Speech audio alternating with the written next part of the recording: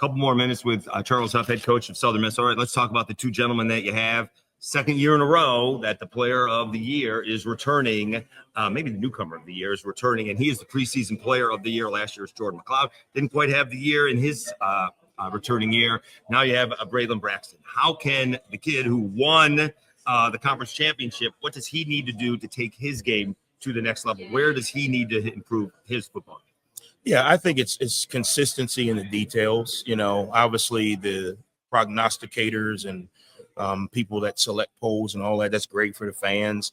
At the end of the day, the work's still got to be done. Sure. I think you got to look back and say, okay, where within the growth of, his development, where can I get better? I think sometimes what happens is the projection or expectation of a season or statistics outweigh the ability to grow. We have this perception that, because he was player of the year, he's supposed to have Heisman numbers, when really he just needs to improve.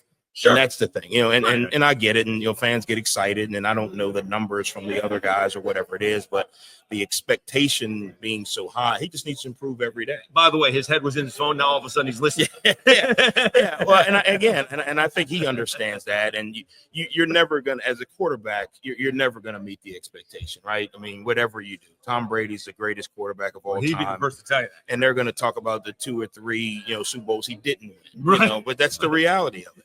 But I think if you really look at it, it's just going out every day and trying to improve. Right. And that may be today, that may be from a conditioning standpoint. Tomorrow, that may be from a read standpoint. The next day, that may be from a good teammate standpoint. How was I able to pick the team up?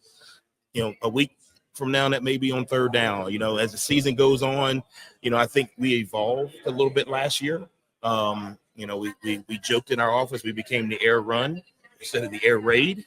But that's what you got to do as a quarterback. You got to evolve. What do I need to do this week, to help us win? And being able to evolve as the season goes is a big part of that.